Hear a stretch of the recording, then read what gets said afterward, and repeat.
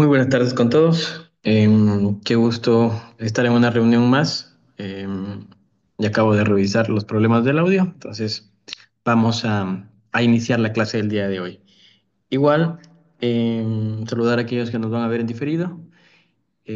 Hoy iniciamos con nuestra segunda unidad, que básicamente la veremos en esta semana y trataremos de abordarla en la siguiente semana, el día viernes de la siguiente semana, con respecto a lo que es procesamiento del lenguaje natural y visión artificial.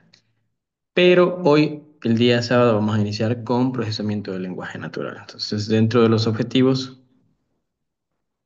de la clase del día de hoy van a ser comprender los principios básicos del procesamiento del lenguaje natural, ver la evolución que ha tenido el procesamiento del lenguaje natural, conocer sus conceptos básicos y analizar también el proceso de preprocesamiento de los datos, ¿no? Que es una de las partes más, no importantes, pero sí más significativas dentro de este proceso y que hace diferencia con las redes neuronales.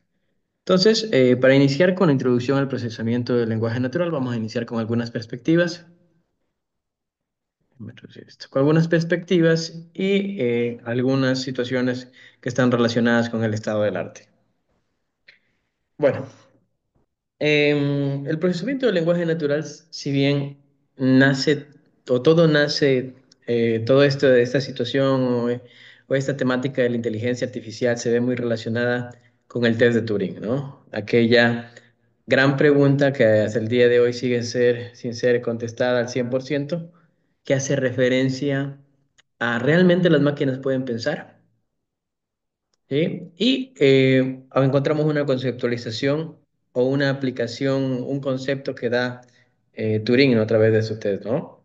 Que realmente si una máquina o se puede engañar a una persona y una máquina da las mismas respuestas, no puede haber esa diferencia, pues se puede comprender que una máquina es inteligente. Pero es un término, una pregunta del ámbito filosófico que todavía sigue abierta. Y eso ha abierto algunas perspectivas. ¿Por qué? Porque el ser humano, en su razón de ser inteligente, puede hablar, en su razón de ser inteligente, puede ver, en su razón de ser inteligente, puede procesar, moverse, etcétera, etcétera. Entonces, en ese ámbito de aplicación viene lo que es el procesamiento del lenguaje natural. Por esa razón, se cree que el procesamiento del lenguaje natural es el camino hacia la auténtica inteligencia artificial. Si un humano no puede distinguir entre una máquina y otra persona en una conversación, entonces esa máquina ha alcanzado un nivel de inteligencia comparable al del ser humano, que es parte de lo que se mencionaba en el test de Turing. Pero bueno, ¿qué significa NLP por sus siglas en inglés o procesamiento del lenguaje natural? Y aquí voy a aprender o voy a hacer referencia a dos conceptos importantes. Es importante que nosotros comprendamos o entendamos dos conceptos fundamentales. El uno, que es procesamiento del lenguaje natural, y otro que es comprensión del lenguaje natural, ¿sí? O entendimiento del lenguaje natural. Entonces, estos conceptos, aunque suenan muy similares, pues son diferentes. Por una parte, el procesamiento del lenguaje natural es un área que combina ciencias de la computación lingüística e inteligencia artificial, lenguajes de programación, para entender cómo se puede ejecutar las interacciones entre humanos y máquinas a través del lenguaje natural que los seres usamos a diario para comunicarnos. ¿Sí? Una tarea desde ese punto de conceptualización, desde ya un poquito media compleja, ¿no? ¿Por qué? Por cómo nos expresamos los seres humanos, por la diferencia de idiomas, no hay un solo idioma, por la diferencia de términos. Desde ahí ya podemos ir viendo la complejidad o todo lo que abarca esta rama. Y lo que hace referencia al NLU, que es el entendimiento del lenguaje natural, básicamente se centra en la interpretación del lenguaje humano. Va más allá del reconocimiento de palabras o el análisis de oraciones. El NLU se esfuerza por comprender los matices, los sentimientos, las intenciones y las múltiples capas de significado que encierra nuestro lenguaje. Entonces, ya vemos que es algo un poquito más profundo. Y si queremos verlo gráficamente, creo que esta imagen lo reduce bien. Claro, y aparece otro concepto que es el NLG, que es la generación del lenguaje natural. Entonces, Podríamos verlo desde una perspectiva un poquito más amplia, que cuando hablamos de procesamiento del lenguaje natural, estamos hablando de un campo general de la inteligencia artificial, que básicamente permite a las máquinas comprender, analizar, procesar y generar el lenguaje humano, el lenguaje natural, ¿no? Entonces, el NLU, que es la comprensión del lenguaje natural, vendría a ser como una rama dentro del procesamiento del lenguaje, del procesamiento del lenguaje natural. Y esta rama como tal permite a las máquinas comprender el significado y la intención detrás del lenguaje humano. Ya hablamos de algo más específico. Y por su parte, el NLG o Natural Language Generate es la generación del lenguaje natural, que también vendría a ser otra rama, pero esta se encarga de crear texto comprensible, texto coherente a partir de datos estructurados o de alguna información previa que se tenga. Perdón, estoy un poquito ciego. Ok, listo. Bueno, y ya aquí, bueno, en la actualidad como tal, el uso del procesamiento del lenguaje natural es muy utilizado en las máquinas de búsquedas. De hecho, Google en el proceso de búsqueda interna tiene un algoritmo que procesa lo que el usuario escribe, ¿no? Y de alguna manera, eso con algunas reglas de procesamiento da respuesta a qué se está buscando dentro de la web. Ahí está ya inmerso lo que es el procesamiento del lenguaje natural. De igual manera, en los algoritmos de traducción de texto, otro gran ejemplo es Google, ¿no? Google Translate, cuando se quiere traducir algo del español al inglés o al francés, al mandarín, a cualquier otro idioma, hay un algoritmo de procesamiento del lenguaje natural que ayuda a ejecutar esa tarea. Hoy en día, los chatbots, ¿no? Lo que está súper de moda. Asistentes virtuales que básicamente tratan de emular o tienen una interfaz conversacional que es más natural, es lo más natural posible, ¿no? Em, Creo que son de las aplicaciones que están más conocidas en el hoy en día. Otra aplicación o otro uso que se le da al procesamiento del lenguaje natural está relacionado con el análisis de discursos. Y esto básicamente es cuando decimos que las personas no solo escribimos, sino también que se pueden comunicar. Recuerdo que inicialmente ChatGPT solo permitía escribir, hoy tú te descargas la aplicación y ya puedes interactuar a través del micrófono. Entonces lo que hace ahí es que escuchar las palabras, asociarlas, vectorizarlas y luego sí enviarlas como tal para interpretar qué es lo que tú deseas, ¿no? Entonces, estos algoritmos son capaces de interpretar lo que el usuario habla y transformarlo al texto o ejecutarlo dentro de un proceso invertido, ¿no? Reconocimiento del habla y entre otros. Ya, ahí, ok, listo, tengo un problema de audio. Esos son los usos actuales que nosotros podemos evidenciar dentro del procesamiento del lenguaje natural. Y hay otras frases que naturalmente escuchamos que decimos, el procesamiento del lenguaje natural es un área muy difícil. Y que sí, sí, tiene mucha razón esa frase, ¿no? Pero ¿qué la hace tan difícil? ¿Por qué es tan difícil? Aquí he traído una, una imagen. Dice, busco gente para trabajar entre 18 y 30 años. Y bueno, naturalmente, si nosotros lo leemos ahora, dice, no, el mensaje está súper claro. Busco gente para trabajar, quiere personas que estén entre los 18 y los 30 años para trabajar, para cubrir una vacante, ¿no? Pero si esa frase como tal la metemos a un algoritmo sin contexto, sin el conocimiento como tal que tiene el ser humano, tendría dos formas de interpretarse. La primera, que alguien está buscando una persona que tenga una edad entre 18 y 30 años para una vacante de empleo. Y la segunda, que alguien está buscando una persona que quiera trabajar durante un tiempo entre 18 y 30 años, que prácticamente sería lo que nos parecería ilógico, ¿no? Como alguien va a estar buscando a alguien para trabajar durante un tiempo de 18 y 30 años. Pero no sería imposible interpretar o no sería difícil de que una máquina lo interprete de esa manera, porque al fin y al cabo no tiene el contexto que tiene el ser humano.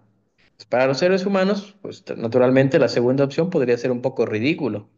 Podría decir, no, o sea, no tiene sentido la segunda opción, ¿no?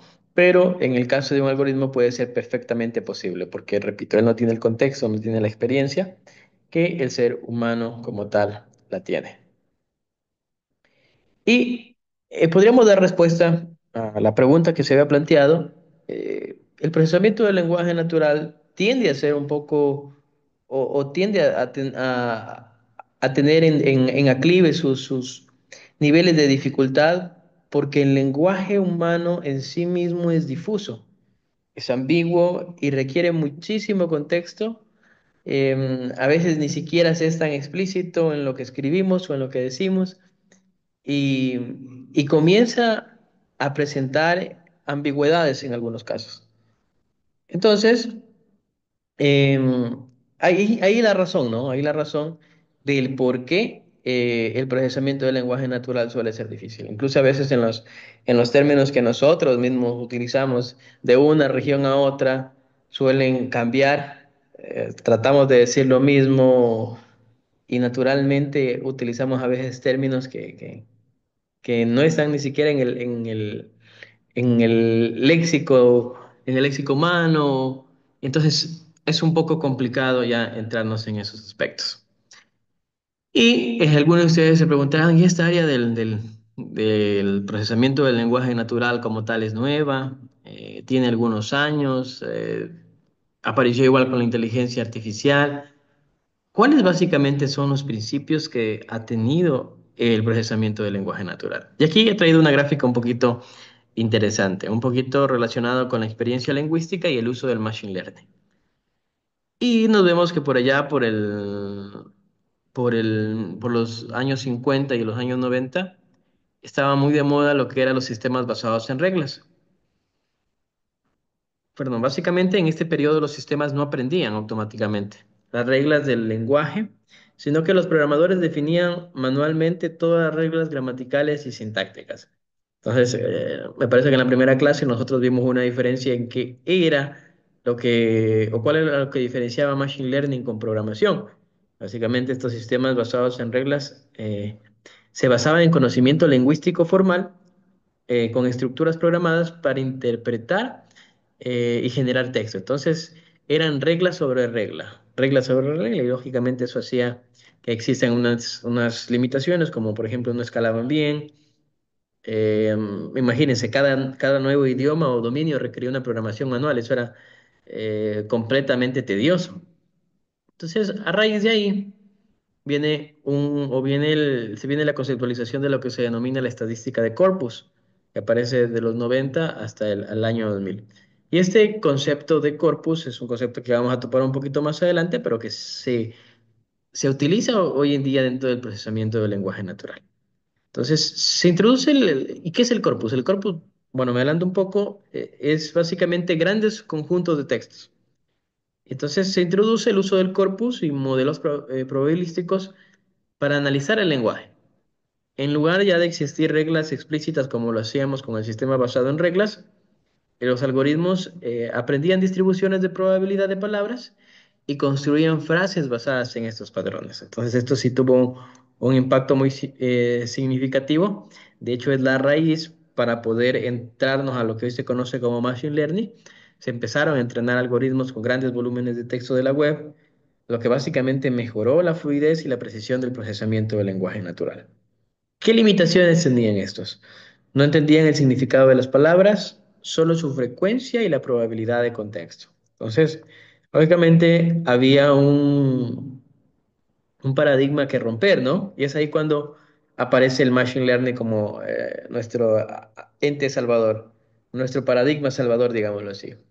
El Machine Learning, hasta a partir del 2000 como tal, comienza a popularizarse gracias al aprendizaje supervisado a través de algoritmos como árboles de decisión, redes neuronales simples, pero con una particularidad que está inmersa o que está intrínseca dentro del Machine Learning, que es la ingeniería de características, ¿sí? Entonces, recuerden que la ingeniería de características era extraer elementos del contexto, ¿no? Darles un contexto, de hecho, eso fue Eso era lo primero que se utilizaba para las redes neuronales, darle un contexto como tal, como palabras claves, bordes como tal, para entrenar los modelos.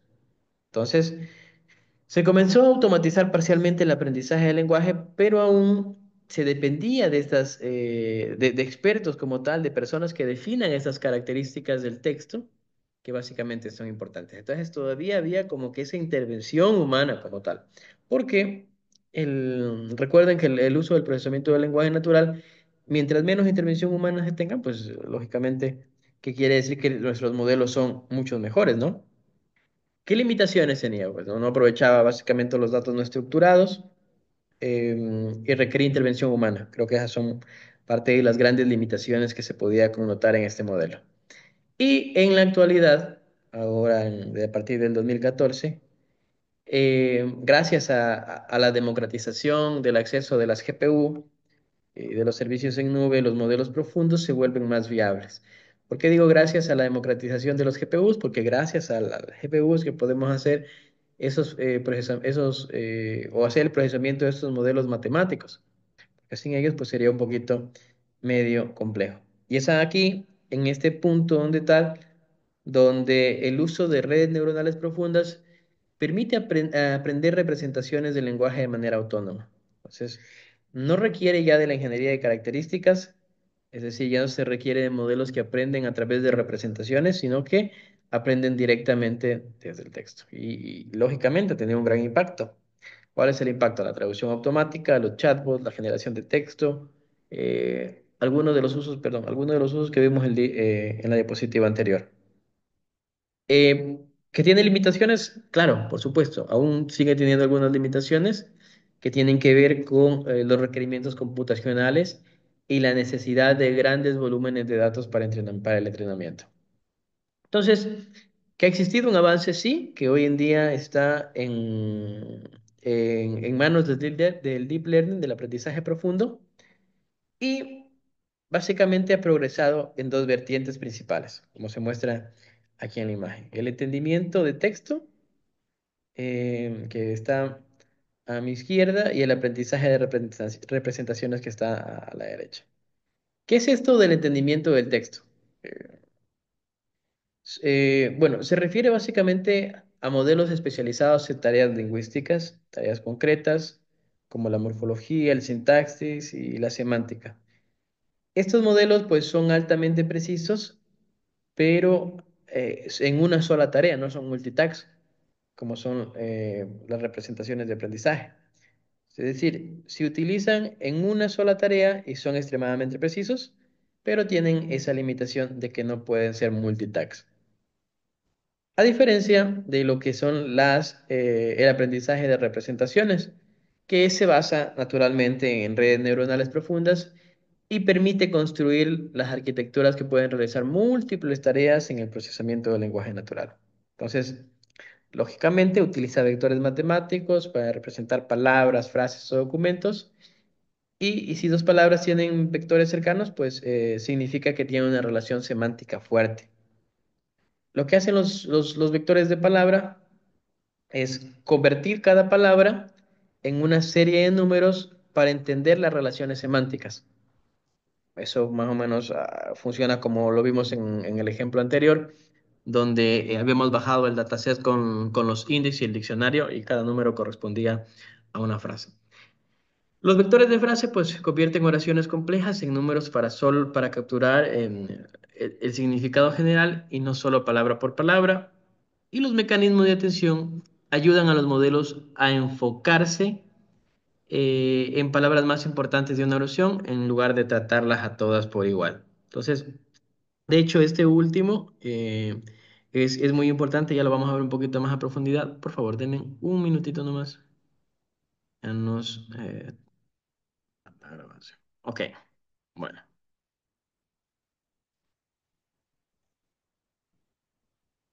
listo. Y con esto hay algunos avances dentro del procesamiento del lenguaje natural, específicamente en el aprendizaje de representaciones. Aquí vemos algunos conceptos un poquito más actuales, como el LSTM, que básicamente son redes neuronales recurrentes diseñadas para manejar la secuencia de texto. Entonces, son unidireccionales Es decir, solo se consideran palabras previas, ¿no? Entonces, más o menos como cuando usted escribe en el teléfono y le va apareciendo la palabra que naturalmente quisiese poner, ¿no? Entonces, este fue uno de las redes neuronales recurrentes que primero se establecieron. Después pasaron al VLCTM, entonces igual, ¿no?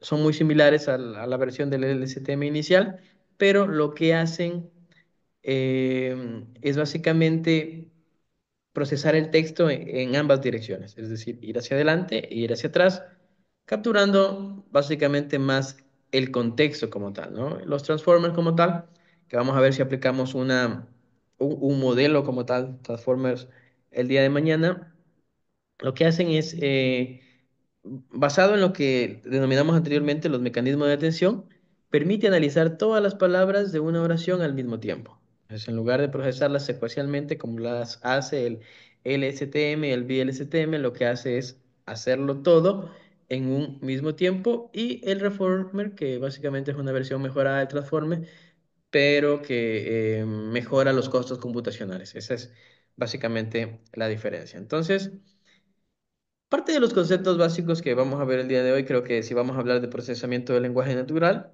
el primer concepto que debemos abordar es qué es el lenguaje. Y me gusta mucho esa parte conceptual que dice que el lenguaje consiste en entender y caracterizar las reglas que determinan cómo estructurar expresiones lingüísticas, ¿sí? Y esa parte es clave, cómo estructurar expresiones lingüísticas. Entonces, creo que con esa última frase me quedaría en este contexto de lo que es el procesamiento del lenguaje natural. Entender y caracterizar las reglas que determinan cómo estructurar expresiones lingüísticas. Y dentro del lenguaje como tal, el lenguaje de procesamiento natural, el lenguaje como objeto de estudio de las ciencias computacionales, pues se vería como que si tuviese dos áreas o dos enfoques, llamémoslo así, ¿no? Distintos. El uno, naturalmente, el que está relacionado con la parte ingenieril, que es el procesamiento del lenguaje natural, y el otro con el de la lingüística computacional, que es una ciencia como tal, ¿no? Entonces, ¿cuál es la diferencia entre esas dos, ¿no? Entre estas dos áreas, ¿no? En el área de de la ingeniería, o bueno, el procesamiento del lenguaje natural se centra más en el área de la ingeniería, porque trata de desarrollar modelos de inteligencia artificial para procesar texto. Y la lingüística computacional lo que hace es estudiar el lenguaje desde una perspectiva más científica, es decir, analizar las reglas del lenguaje. Y de alguna u otra manera podríamos decir que el procesamiento del lenguaje natural está dentro de la lingüística computacional, porque ambas áreas como tal tienen el propósito de entender el lenguaje. Entonces, la lingüística computacional aporta los conocimientos sobre el lenguaje que ayuda a mejorar básicamente los modelos de procesamiento del lenguaje natural. Entonces, la lingüística estudia y saber cómo funciona o cómo se estructura esta parte del lenguaje. Ah, ya, mira, este es el avance, intégralo o haz la parte ingenieril. Entonces, pero hay muchísima relación entre la lingüística computacional y el lenguaje, el procesamiento del lenguaje natural. ¿Ya? Entonces, aquí empezamos a ver otros conceptos también un poquito importantes dentro del proceso de normalización. ¿No? El proceso de normalización de texto es un paso importante, llamémoslo así, dentro del procesamiento del lenguaje natural y consiste en limpiar, transformar y estandarizar un texto para que pueda ser interpretado correctamente por un modelo de procesamiento del lenguaje natural. Y miren, aquí está voy a sacar el puntero como tal. Pues aquí está el texto, si puedo, aquí está ay, se perdió. Aquí está el texto como tal. Y este proceso de normalización naturalmente tiene, podríamos decir que se dividiría en tres etapas: la tokenización, la lemmatización y la segmentación. Aquí me gustaría aclarar que esto es relacionado al proceso de normalización, ¿sí? No al proceso de vectorización, que es otro proceso que vamos a ver un poquito más adelante. Entonces, tenemos como funnel básico el texto, el procesamiento o el objetivo como tal. Digamos que en este caso podría ser una cadena de texto que puede ser corta, mediana o cualquiera que se aplicase a algún proceso de normalización. pero la normalización consiste en yo tomar esa, o el usuario que tome como tal esa cadena de texto y aplicar estos tres principios que están relacionados lógicamente con la limpieza, la transformación y la segmentación. Vamos a ver el primero. El primero es con la tokenización. ¿Y qué es esto de token, de la tokenización? Entonces, supongamos que tenemos esta frase, mi hermano dejó de comer. Lo que hace la tokenización es básicamente dividir un texto en unidades más pequeñas llamadas tokens. Estas pueden ser palabras, pueden ser frases o pueden ser caracteres. Inclusive pueden ser hasta puntos, expresiones, todo termina dividiéndolo, ¿no? Termina sacando los tokens. Es por eso que se conoce un token como una palabra dentro de este campo. Lo que hace la lematización básicamente es llevar a su forma original una palabra, ¿no? Por el tema de los tiempos. Entonces, el proceso de reducir una palabra en su forma base o raíz, teniendo en cuenta el significado y su contexto gramatical. Entonces, mi hermano dejó de comer, lo que haría la lematización sería mi hermano dejar de comer. Entonces, como que lleva a la forma base. Aquí es importante aclarar algo, no estamos hablando de sinónimos, ¿no? Entonces, naturalmente cuando usted se va con su amigo y dice, mi pez, ¿cómo estás? Entonces, pez, como que sería un poquito complejo de decir, ah, pez, lo traduce a amigo. No, eso no hace. Lleva el término como tal, tal y como se expresa, tal y como se escribe, a su forma original. No busca ningún sinónimo ni nada, sino que lo lleva a su forma original. En cuanto a la lematización. Ahora, ¿qué es la segmentación? Ya, este proceso lo que hace ya es dividir frases, dividir párrafos o secciones del texto original. Cuando el texto tiene una única oración, la segmentación no se separa en múltiples frases o párrafos, pero sí puede dividir la oración en partes más pequeñas, dependiendo del el modelo de representación que usted haya utilizado. Entonces ya vamos también a ver cuáles son los modelos de representación. Otro término importante, ahora sí, viene la parte de lo que es el corpus. El corpus sería como un conjunto de textos utilizado para entrenar y analizar los modelos de procesamiento del lenguaje natural. Entonces, si con un texto se hace cada una de estas operaciones, imagínense, un corpus es un conjunto de textos como tal, ¿no? Eso sería un corpus. Y con el corpus viene otro concepto que es un corpora, que es el plural de corpus, ¿no? Que sería una colección múltiple de corpus. Entonces el texto está acá, un corpus puede tener o tiene muchos textos y un corpora como tal tiene diferentes corpus organizados por algún criterio específico. Entonces, ya para terminar esta parte de conceptos fundamentales, que son los que vamos a utilizar en la clase de hoy y en la clase de mañana, eh, me gustaría que leamos estas frases de acá. Dice, el lenguaje natural fue modelado por un proceso evolutivo, muy parecido a los organismos biológicos. No es lo que se hace naturalmente. Sus reglas, como las gramáticas en español, se formalizaron después del hecho y a menudo son ignoradas o quebrantadas por sus usuarios. ¿Qué es lo que quiere decir acá?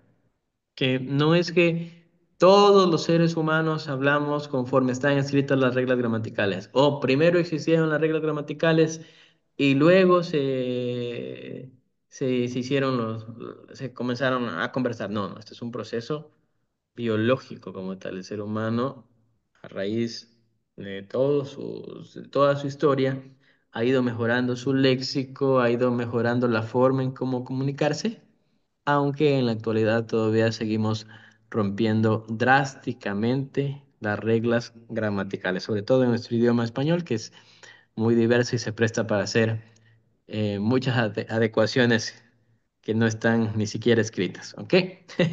Bueno, entonces vamos ya a meternos a la parte de, del código como tal, ¿no? La parte práctica, ya una vez que tenemos esos conceptos, vamos a ver o a preparar los datos del texto. Entonces, recordemos un poquito lo que hicimos anteriormente en el último ejercicio. Vimos técnicas de optimización, ¿sí? Y lo aplicamos a una red neuronal que habíamos construido, me parece, con dos capas y algunas unidades, no recuerdo el número de unidades, habíamos probado con algunas unidades, pero estábamos consumiendo ya un dataset prefabricado, llamémoslo así, o preelaborado como tal. ¿Por qué? Porque en base al criterio o a la reseña de la película se le asignaba una etiqueta de positivo o negativo y ese básicamente era nuestro dataset. Pero el dataset que nosotros consumimos ya estaba elaborado, es decir, ya estaba indexado, ya tenía un número y ese número estaba asociado a una palabra y el conjunto de números se establecía como reseña. Entonces, en este caso, no lo vamos a hacer así, ¿no? Entonces, lo primero que debemos hacer es preparar los datos de texto. ¿Y eso cómo es? Usted naturalmente encuentra los datos en múltiples formatos, ¿no? Los encuentra en un archivo JSON, en un archivo Excel, en archivos TXT, dependiendo cómo usted tenga los datos, pero tiene esos datos como tal así, y no es que se indexan o se indexan de la noche a la mañana, ¿no? Porque hay que hacer un proceso. Ese proceso es el que vamos a ver ahora. Los modelos de aprendizaje profundo, al ser funciones diferenciales, solo pueden procesar tensores numéricos. No pueden tomar texto sin formato como entrada. Entonces, la vectorización de textos es el proceso de transformar texto en tensores numéricos. Es decir, tenemos que hacer ese proceso de transformar ese texto, esa frase, a vectores numéricos para que una vez estén ya vectorizados como tal, podamos incluirlos o podamos alimentar nuestra red neuronal que hayamos creado, ¿no? Los procesos de vectorización de texto se presentan en muchas formas, pero todos siguen la misma plantilla. Entonces, miren, eh, ¿cuáles son, cómo es este proceso como tal? Entonces, aquí tenemos una frase que dice The cat sat on the map. Entonces, más o menos, si en inglés no me falla, dice el gato se sentó en la alfombra. Esa es la frase como tal. Entonces, primero se estandariza el texto para que sea más fácil de procesar. Por ejemplo, convirtiéndolo a minúsculas o eliminando la puntuación, ¿no? Mire usted, voy a hacer un poquito más grande acá. Entonces, lo primero que se hace es este proceso, ¿no? Se estandariza. ¿Cuál es la idea como tal de estandarizar? ¿Por qué no lo dejamos tal y como está y tokenizamos? Porque claro, luego viene el proceso de tokenización, que es dividir las palabras como tal. Pero ¿por qué no lo dejamos el D, en este caso así con mayúscula, y el D sin minúscula? Porque básicamente, al fin y al cabo, vamos a decir que sí, nuestro proceso o nuestro modelo va a terminar detectando, no va a terminar diciendo, este D es exactamente igual que este D. Pero hasta que eso suceda como tal, vamos a tener o vamos a gastar un montón de recursos computacionales. Entonces, este proceso de estandarización, entre algunas ventajas que nos ofrece, una de ellas es esta, ¿no? Reducir el costo computacional. Llevar a un solo formato como tal la frase o el texto que a nosotros nos envía. Luego viene el proceso de tokenización, que como vimos, pues divide los textos en unidades llamadas tokens como caracteres, palabras o grupos de palabras. Entonces, estos tokens, ya vamos a ver más adelante, naturalmente no es que siempre sean en una sola palabra, a veces pueden ser en un conjunto de palabras o depende mucho del modelo de representación que se utilice. Puede ser un modelo de bolsa o un modelo de secuencia. Cualquiera de estos dos modelos que se utilice va a depender mucho la forma en que tokenicemos, porque puede ser en n gramas o en 2 gramas o en una sola grama. Entonces, ¿a qué me refiero? A que puede ser una palabra, dos palabras, tres palabras.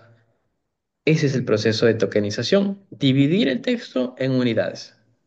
¿Ya? Quedémonos con eso. Y luego, después de que hacemos el proceso de tokenización, procedemos a hacer la indexación, que básicamente fue lo que hicimos anteriormente, ¿no? O lo que ya estaba hecho. Este proceso nosotros lo obviamos.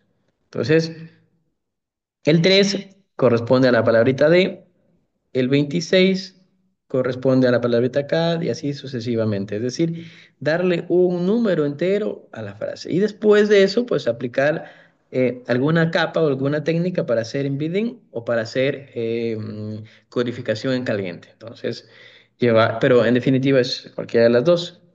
Podemos nosotros llevar el proceso a ceros y unos. Esa es la idea, vectorizar, llegar a que nuestra data como tal o las palabras de texto estén representadas en forma numérica.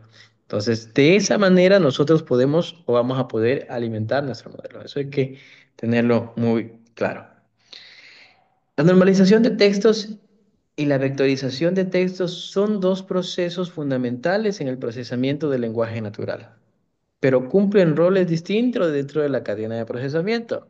Entonces, inicialmente, dentro de los conceptos, yo le había hablado de un proceso de normalización, aunque en algunas actividades son muy similares, un proceso de normalización no es lo mismo que uno de vectorización.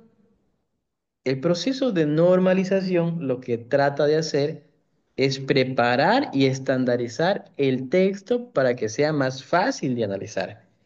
Y la vectorización, por su parte, lo que hace es transformar ese texto en datos numéricos utilizables para el modelo computacional. Entonces, aunque tengan etapas muy similares, tienen roles muy diferentes, tanto la normalización como la vectorización. Ahora, la estandarización es un proceso de ingeniería de características que buscan eliminar estas diferencias superficiales. Entonces, vamos a hablar un poquito aquí de la estandarización. Entonces, ¿cuáles son parte de los pasos comunes, ¿no? Que naturalmente se hace dentro de la estandarización? Convertir a minúsculas y unificar criterios. Entonces, eliminar o unificar la puntuación. Por ejemplo, mira que usted viene, ve la frase Hola mundo. Este puede convertirse en un Hola mundo. O lo que vemos en el caso anterior, una mayúscula, una minúscula, dejarle todo con minúscula. Convertir caracteres especiales. Sí, por ejemplo, en México puede convertirse en México, la tilde como tal, ¿no? Derivación o lematización, que es dejar el término en su raíz, ¿no? En su término común como tal. Estas son algunas de las actividades que naturalmente usted puede aplicar en el proceso de estandarización. Ahora, en la tokenización ya hay algo un poquito más, bueno, más profundo. ¿Por qué? Porque las tokenizaciones se pueden hacer en varios niveles. Puede ser a nivel de palabra, que es el caso de los más comunes, pero también se puede hacer a nivel de n-gramas o hacer tokenización a nivel de caracteres. Lógicamente, la tokenización a nivel de palabras lo que hace es dividir el texto en palabras usando espacios y puntuación como delimitadores. Entonces, agrupa la secuencia, la tokenización de enegramas, lo que hace es agrupar secuencias de palabras consecutivas. Eso era lo que le decía, ¿no? Entonces, el token no es que solo puede ser a través de palabras y no puede ser ninguna otra operación, no. Depende mucho del problema que usted quiera resolver, de cómo vaya a funcionar su modelo, de qué es lo que necesita realmente su modelo. De eso depende, ¿no? Entonces, aquí la tokenización de n-gramas básicamente es agrupar palabras, pero palabras consecutivas, lógicamente, pero capturando el orden local en un número de n, es decir, pueden ser dos, pueden ser tres, pueden ser cuatro, ya va a depender mucho de cómo, de lo que usted requiera. Y la tokenización a nivel de caracteres, pues trata con cada carácter como un token, dividiendo el texto en letras individuales. Por ejemplo, la palabra hola. Entonces, el uso común en la tokenización a nivel de palabra, pues los modelos de secuencia y análisis semántico. En la tokenización de n-gramas, los modelos de bolsas de palabras con información de orden. Y en tokenización a nivel de caracteres, las tareas especializadas como son generación de texto o reconocimiento de voz. Entonces, Em, sí, creo que aquí no se me escapa nada. Bueno, vamos a la parte de la indexación del vocabulario, ¿no? Mira, volvemos a, o sea, les vuelvo a mencionar lo que hicimos. Este proceso que nosotros vemos acá ya estaba básicamente implementado en el ejercicio de la clase anterior. Entonces, ¿se recuerda la implementación de una red neuronal binaria? Dice en el conjunto de datos de IBM. Bueno, sí, ahí ya estaba implementado esto, pero es lo que nosotros el día de hoy vamos a implementarlo. Vamos a elaborarlo, es decir, trabajar con texto como tal, como vienen o se realiza en situaciones reales. Entonces, es un proceso muy similar, pero deberíamos considerar que al limitar nuestro número de palabras, eso es algo importante. Cuando nosotros hicimos el modelo anterior, habíamos limitado nuestro número de palabras. ¿Por qué? Habíamos limitado, me parece que a 10.000 palabras, las primeras 10.000 palabras son las 10.000 palabras más repetitivas.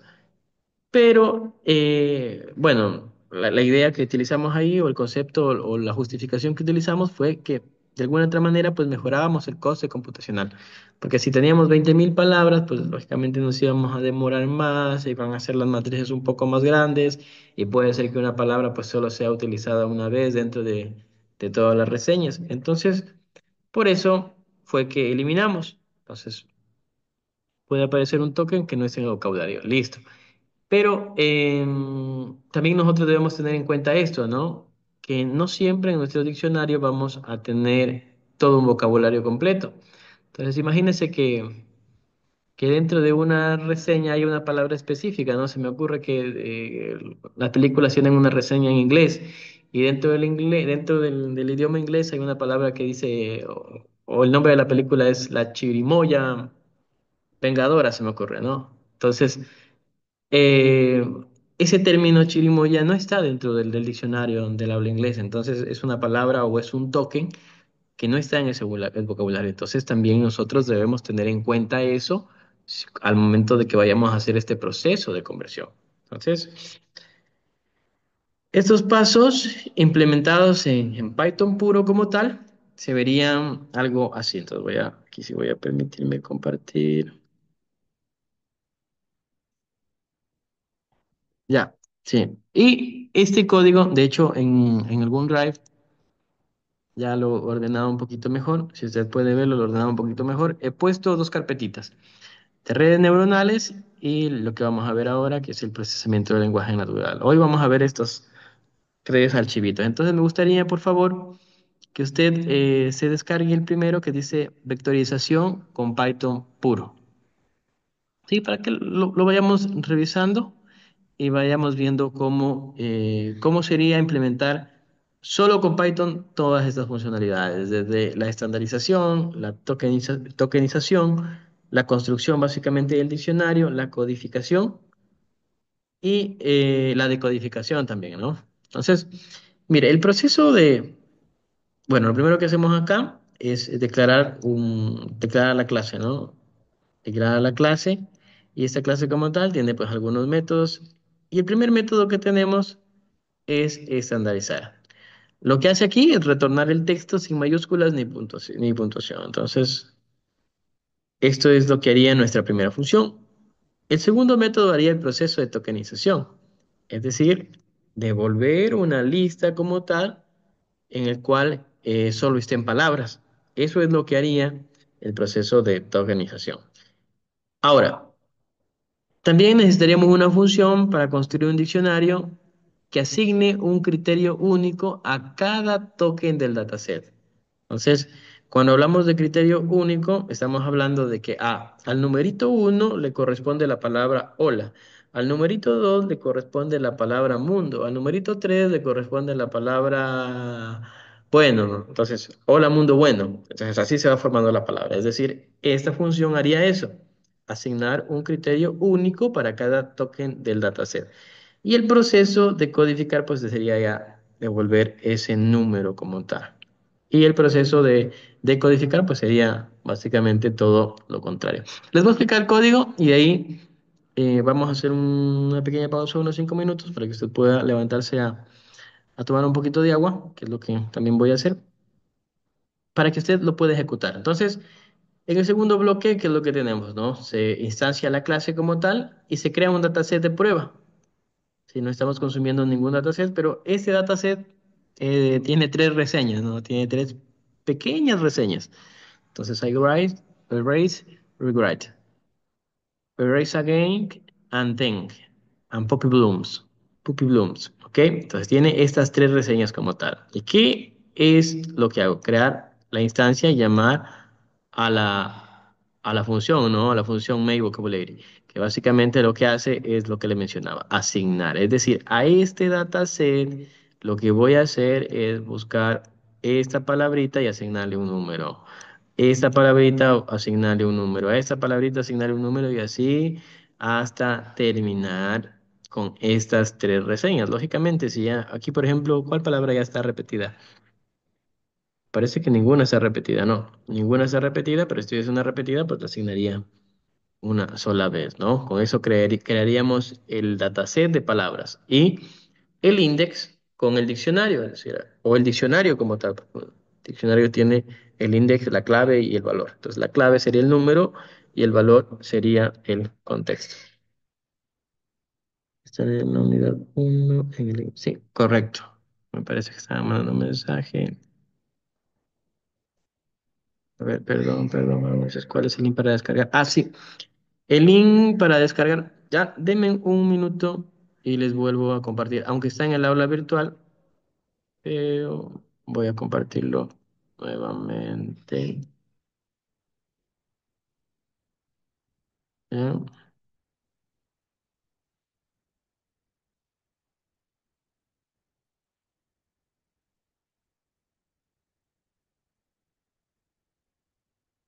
Ah, mm, ya. Listo, les he compartido el grupo de WhatsApp también para que tengamos el link y podamos ir viendo también las funciones. Entonces, listo, una vez que ya creo o indexo, construyo el diccionario como tal, lo que hago es, bueno, voy a escribir una oración en la cual pongo una frase, ¿no? Pongo una frase y a ver cómo me codifica esta frase con este dataset que está previamente configurado. Entonces, comenzamos a codificar la oración. Entonces, creo una variable, a esta variable le asigno perdón, le asigno lo que me retorne la función codificar, enviándole lógicamente como parámetro la oración. Y lo que me retorna es 2 3 5 7 1 5 6. Está codificado. Pero al momento de codificar o hacer el proceso inverso, miren, hay una particularidad, ¿no? 1 2 3 4 5 6 7. 1 2 3 4 5 6 7. Este numerito es un número este carácter es un carácter que no estaba dentro de la lista. ¿Sí? Entonces, la función como tal lo que hace es que si no encuentra ese valor, le asigna un número desconocido. ¿Ya? Ya vamos a hablar más adelante de estos dos tokens especiales, podemos decir. Entonces, les he dejado el archivo, vamos a tomarnos unos 5 minutitos. Me gustaría que usted ejecute este archivo, que vaya probando y vaya viendo en Python puro, ¿no? Que vaya viendo las etapas que nosotros hemos mencionado hoy día. La etapa de estandarización, la etapa de tokenización y la etapa de codificar y decodificar. Eso no, eso me gustaría que lo haga. Entonces voy a parar la grabación unos 5 minutos mientras usted. Listo. Entonces, este código que nosotros hemos visto básicamente cumple este proceso, ¿no? Este proceso que hemos visto aquí, el proceso de estandarización, de tokenización y de indexación. Y lo hace am, en Python puro como tal, ¿no? Pero como nosotros estamos trabajando con una librería de Keras como tal, nos facilita bastante la vida en algunas cosas. Vamos a utilizar ahora la implementación con Keras. Entonces, ¿que puedo utilizar el modelo construido en Python puro? Sí, lo puede usted utilizar, pero en la práctica, básicamente usted va a través de Keras añadir una capa que se denomina text vectorización o vectorización de texto, que es muchísimo más rápida y mucho más eficiente y usted lo puede lograr a través de tres líneas de código. Entonces, la idea era que usted identifique como tal cada etapa dentro de la preparación de los datos de texto y cómo eso llevarlo a Keras. Entonces, veamos cómo se realiza el proceso de indexación con Keras. Es ahí en los archivos que le compartí también. eh, Dentro del procesamiento del lenguaje natural hay otro archivo que hace referencia a lo que es la vectorización en Keras. Entonces, ahora vamos a trabajar con ese archivo. Entonces, vamos a trabajar con ese archivo como tal. Pero antes vamos a ver cómo funciona.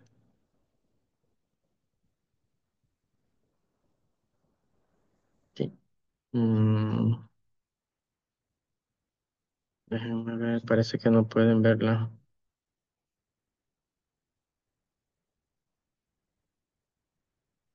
Ahí. Ya, ahí. Listo, ¿ok? Ya, listo. La implementación de todo de ese proceso con Keras es muy sencilla. Lo que único que hacemos es importar esta capa. Entonces, dentro de esta línea como tal, nos permite a nosotros importar esta capa y lo que usted hace es inicializar esa clase o esa capa.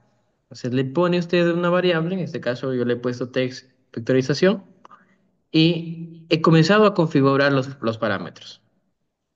Inicialmente de forma predeterminada, cuando usted, digamos que usted no quiere entrar en mayor detalles con esta capa como tal, lo único que hace es configurar la salida del modelo o la salida de esta capa.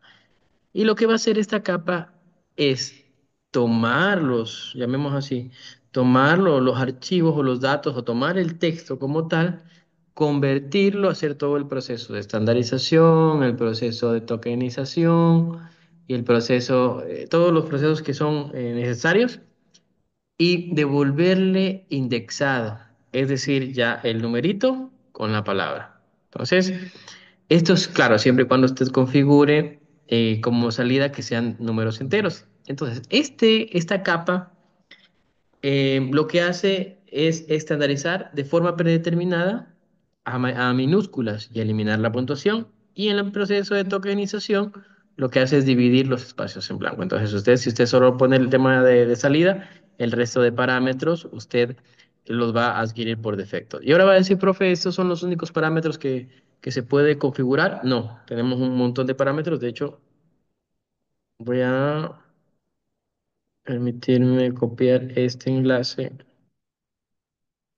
y compartirles este enlace para que juntos ir viendo.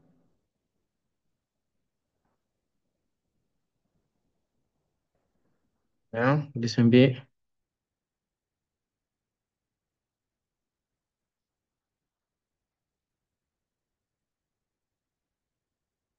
Ya, listo. Les envié el enlace.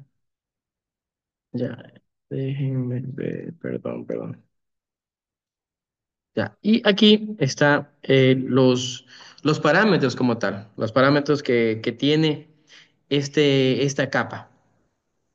Entonces, miren los parámetros que tiene. Ya, ahí, perdón. Listo. Entonces, usted puede definir a través de parámetros usando esta capa el número máximo de palabras. Tal vez usted quiere definir, tal vez tiene un dataset demasiado grande, entonces no quiere definir únicamente los 10.000 tokens. Entonces, usted puede definir eso, puede definir las funciones estándar, cómo va a actuar la función de estandarización, cómo va a actuar la salida. Y básicamente aquí está todo el proceso de documentación que usted requiere o necesita para que usted pueda desarrollar o pueda utilizarlo. ¿Ya?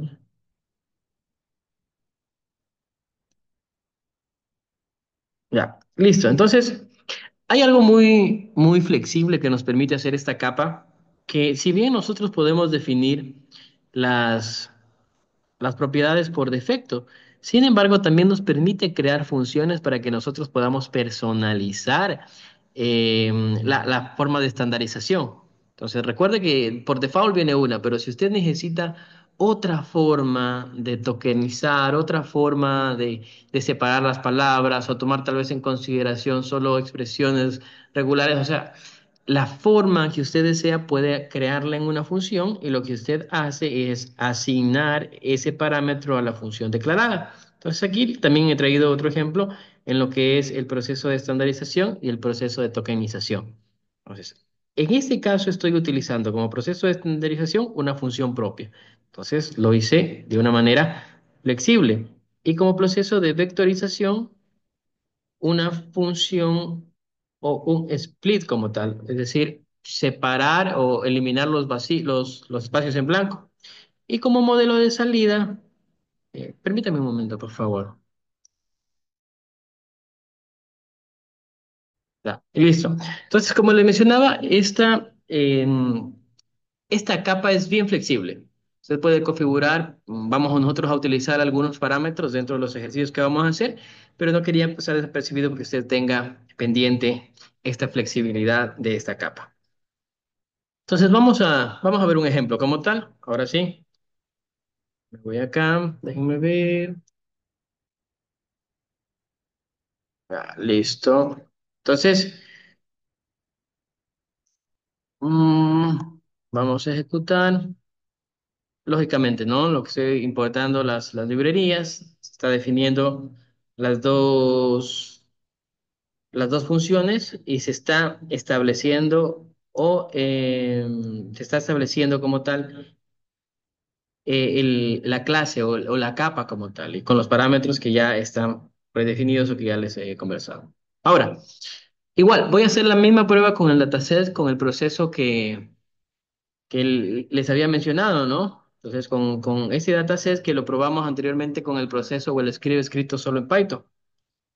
Entonces, tenemos aquí las tres reseñas y vamos a utilizar este método que está dentro de la capa de vectorización. Hagan de cuenta que aquí lo que estoy haciendo es instanciando la clase que fue acá, que estuvo acá declarada, y llamo a una función que se llama adapt y le envío como parámetro el dataset.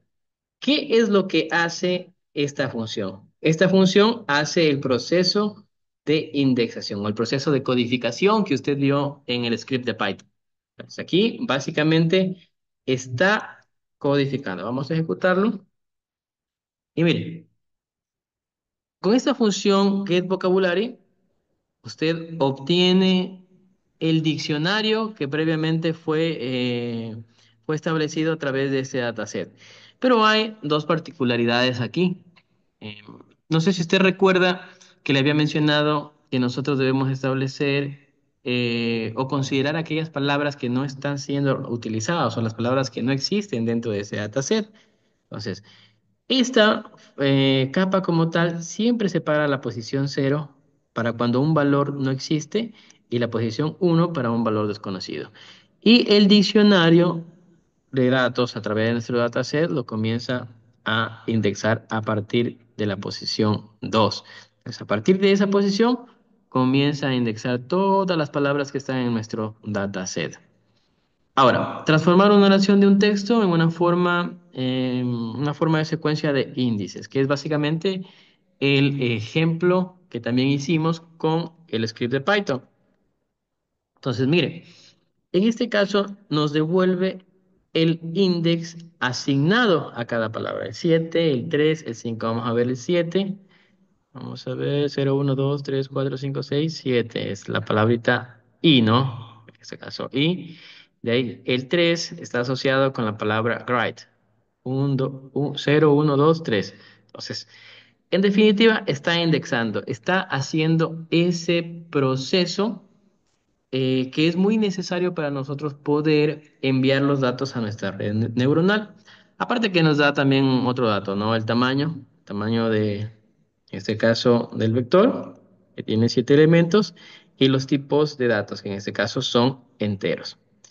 Y si usted quiere, pues, utilizar una función de decodificar, que sería la función inversa a codificar, podría hacerlo de esta manera, ¿no? De hecho, no es muy utilizada esto de aquí, únicamente lo hice para que usted pueda ver que cuando no encuentra una palabra funciona exactamente igual como lo hicimos en el proceso de nuestro script que se escribió en Python puro. Entonces, a través de una forma muy sencilla, nosotros lo que hacemos es hacer el proceso de preparación de datos y ya no tenemos que estar utilizando o programando funciones para cada etapa específica. Esto nos facilita totalmente la vida. Entonces, bueno, estamos acá, hemos hablado de esto, también hemos hablado un poquito de esto, hemos hablado un poquito de esto y aquí. Ahora sí, entramos a un concepto un poquito más, no digamos complejo, pero sí, sí es importante como tal. Entonces, lo que vamos a hacer ahora es hablar de los enfoques de representación para los grupos de palabras. Entonces, ¿por qué es importante o cuál es la importancia de nosotros analizar estos enfoques para representar grupos de palabras en conjuntos y secuencias? Entonces, el problema del orden en el lenguaje natural es muy interesante, lo que hablábamos al inicio, ¿no? Las palabras en una oración como tal no tienen un contexto natural. Entonces, diferentes idiomas ordenan palabras similares de forma muy diferente. Son casos muy simples, el inglés y el español. Aunque sea la misma frase, no se escribe de forma igual, el orden de las palabras no va de forma igual. Entonces, y la forma en que se estructuran las oraciones en inglés va a ser bien diferente a las que se estructuren en otro idioma. Entonces, incluso dentro de un mismo idioma, que fue lo que conversamos inicialmente. No se puede decir lo mismo de diferentes, o se puede decir lo mismo de diferentes maneras, reorganizando un poco las palabras. Entonces, dependiendo de la frase que yo diga, va a tener un contexto. Entonces, en base a ese contexto, se crea la importancia o se justifica la importancia de estos enfoques de representación, que en teoría son dos, el enfoque de conjuntos y el enfoque de secuencias. Los distintos tipos de arquitecturas de procesamiento del lenguaje natural surgen de cómo representar en orden de las palabras. Ello es crucial porque afecta directamente la cantidad y el tipo de información que el modelo puede extraer para el lenguaje. Entonces, ¿qué es lo que queremos nosotros entender a través de este primer párrafo? Es que dependiendo del enfoque que yo utilice, o el enfoque que yo le asigne a mi modelo, al proceso de extracción como tal, está directamente relacionado con la cantidad y el tipo de información que se pueda utilizar en el modelo de redes neuronales. Entonces, ahí la importancia. Ahí la importancia de utilizar un modelo de bolsas de palabras o un modelo de secuencias. Entonces, ¿qué es un modelo de bolsas de palabras? Lo más sencillo que se puede hacer es descartar el orden y tratar el contexto como un conjunto desordenado de palabras. Y esto le da lugar al término o al enfoque de modelo de bolsas de palabras. Es como que usted tuviera una bolsita ahí y todas las palabras están ahí todas juntas. Entonces, no se le da como tal la importancia del caso al orden de las palabras, ¿sí? El que sí le da importancia al orden de las palabras son los modelos de secuencia. Entonces, ¿cuál es la idea del modelo de secuencia? Conservar el orden de las palabras, permitiendo capturar relaciones contextuales y esenciales, lo que hace indispensable para tareas complejas como la traducción automática o la generación de texto. Entonces, no quiero con esto decir, es que un enfoque es mejor que el otro, o ese enfoque es muchísimo mejor en todos los términos que este otro. No, cada enfoque tiene su uso como tal y tiene su particularidad en un problema complejo. Entonces, dependerá mucho de la situación o del problema que usted quiera resolver para aplicar alguno de estos dos modelos, ¿sí? Entonces, ahora sí vamos a demostrar cada enfoque con el conjunto de datos de clasificación de opiniones sobre películas de IBMD, que fue lo que hicimos la clase anterior. Entonces, ahora vamos a tener la data sin procesar. Anteriormente teníamos la data prevectorizada y a partir de eso construimos nuestro modelo. Ahora vamos a omitir ese proceso y vamos nosotros a consumir de la data real. Entonces, ahí sí me gustaría, por favor, que usted haga uso del tercer script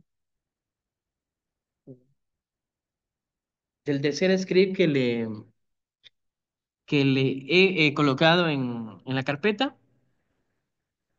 para ir interpretándolo un poco como tal, cómo funciona este script. ¿Eh? Ah,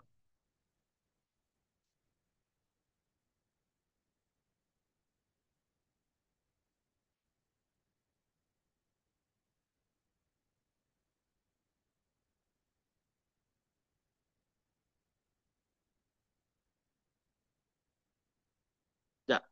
Lo primero que nosotros vamos a hacer al ejecutar estas líneas de código va a ser extraer y descargar el dataset. Pero recuerde, este ya no está prevectorizado, este es un dataset, digámoslo así, puro como tal, ¿no? ¿Cuál es la estructura de este dataset? No sé si se puede ver ahí. No, no se ve.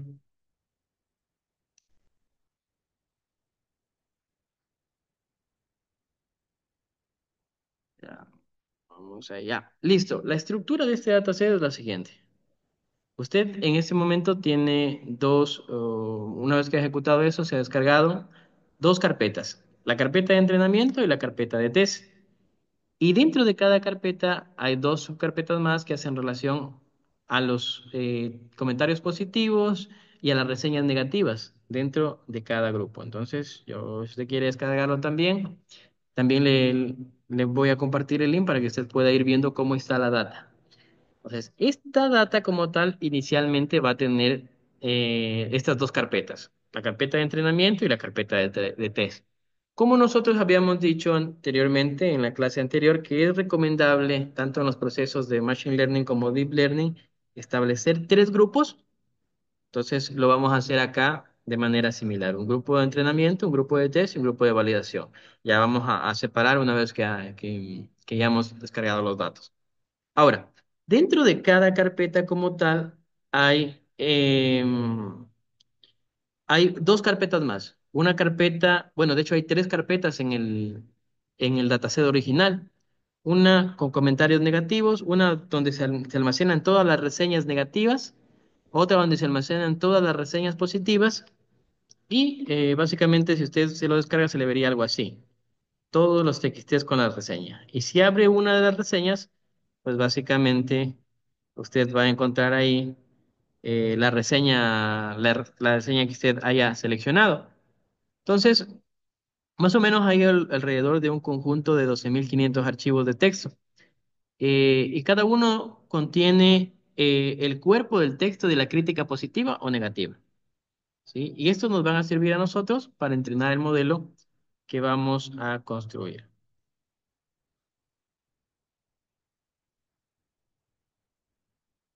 Listo. Ahora, déjeme ver si por aquí todavía está. Por aquí está la descarga del modelo. Lo tengo aquí, lo tengo acá. Ya. Voy a compartirle otra pantallita que es esta pantallita de acá. Ya. El archivo original como tal, usted lo va a encontrar de esta manera. ¿Sí? Los datos de entrenamiento, los datos de positivos y negativos. Y va a encontrar esa tercera carpeta. Cuando nosotros vayamos a extraer esos datos para convertir en un dataset de TensorFlow, si nosotros no eliminamos esta carpeta como tal, se nos van a quedar tres categorías. Entonces, lo primero que nosotros debemos hacer en este dataset, llamémoslo así, o en este conjunto de archivos, es eliminar esa carpeta. ¿Para qué? Para que cuando se creen las categorías o se cree el dataset de TensorFlow, lo que haga es se creen únicamente estas dos categorías. Entonces, ¿cómo lo hacemos? Y es ahí donde usted debe ejecutar este comando o esta línea como tal. Con esta línea usted elimina la carpeta que le mencioné y con eso nos aseguramos que en efecto nuestro dataset se ha creado con los labels correspondientes, con las dos únicas salidas, positivo o negativo. ¿Ok? Y si usted gusta, puede ejecutar la línea de visualización para que vea cómo está estructurado cada reseña, que básicamente es lo mismo que le acabé de mostrar, ¿no? Es un TXT que usted básicamente lo abre y puede encontrar ahí la información. Ahora, haciendo uso de nuestras buenas prácticas, lo que vamos a hacer, vamos a reservar el 20% de los archivos de texto de entrenamiento para la validación. Entonces, lo que hago aquí, perdón, a ver, aquí creo que está.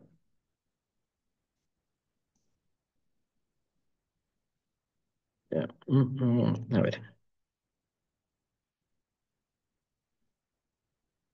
ya, listo.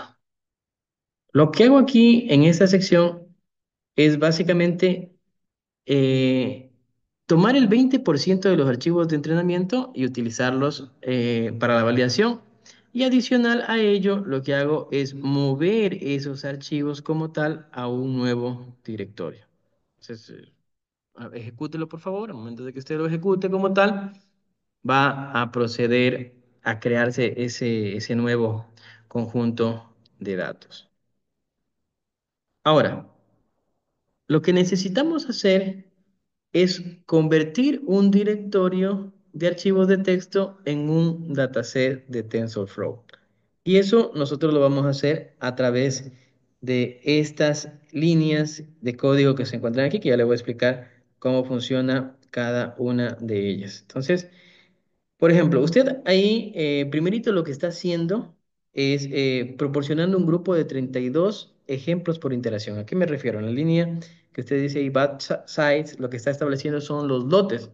Recuerde que básicamente los lotes lo que hacen es agrupar, es decir, contar 32 archivos en este caso, cuenta los 32 archivos y una vez que cuenta los 32 archivos, realiza el proceso. ¿A qué nos ayuda eso? Pues nos ayuda a que el proceso no sea tan lento, porque caso contrario, lo que tendría que hacer es haciendo los de lote de uno en uno, en uno, en uno, y eso pues va a ralentizar el proceso. Claro que va a terminar, pero va a ser muchísimo más lento. Ahora, lo siguiente que nosotros vamos a hacer a través de esta línea de código, no sé si puede ver mi mouse. Ya. A través de esta línea de código, lo que nosotros vamos a hacer es utilizar esta función para que la información que esté en los archivos pueda transformarse, llamémoslo así, en un dataset de TensorFlow. ¿Qué es un dataset de TensorFlow? Básicamente es como una estructura de datos que está en memoria. Entonces, esa estructura de datos que está en memoria es la que a nosotros nos va a servir para poder realizar el entrenamiento. Entonces, hacemos la carga de los archivos de este directorio donde se encuentran las carpetas de entrenamiento, y creamos ese dataset de TensorFlow. Y automáticamente, según el número de carpetas, se van a asignar etiquetas de 0 o 1. En este caso, 0 para las reseñas negativas y 1 para las reseñas positivas. Por eso, la importancia de nosotros eliminar la carpeta, ¿no? Si usted no eliminó la carpeta, pues le va a salir una categoría nueva. Ya lo vamos a probar para ver cuántas categorías usted ha utilizado. Entonces, la función como tal se encarga de leer los archivos de texto desde un directorio y convertirlos en un dataset de TensorFlow. ¿Ya? Eso es lo que hace. Y básicamente este proceso se repite 3 veces. Uno, con el set de entrenamiento, con el set de validación y con el set de tester o de testeo. Entonces, eso es lo que se realiza en esta sección del código. Entonces, por favor, si usted la ejecuta, esta, si usted ejecuta estas líneas, debería darle como resultado que usted iteró estos valores. Si le salen valores más altos, significa que no eliminó en la línea anterior. Y ahora, para comprobar que efectivamente esté nuestra información en un dataset, lo que hacemos es iterar sobre este dataset que ya se encuentra construido. ¿Sí? ¿Y qué vamos a obtener ahí? ¿O qué se va a mostrar? Se va a imprimir la información sobre que se tiene sobre ese dataset. Por ejemplo, se va a mostrar la forma del tensor, se va a mostrar el tipo de dato, que en este caso la reseña es tipo de dato string, Se va a mostrar también la forma de la etiqueta del tensor y también se va a mostrar el tipo de dato del tensor, que en este caso nuestro label es 0 o 1, es decir, comentario positivo o comentario negativo. Y dentro de los inputs, lo que se va a mostrar es lo que le acabo de mencionar. Entonces, con eso nosotros ya tenemos establecido lo que es la carga de los datos en nuestro dataset.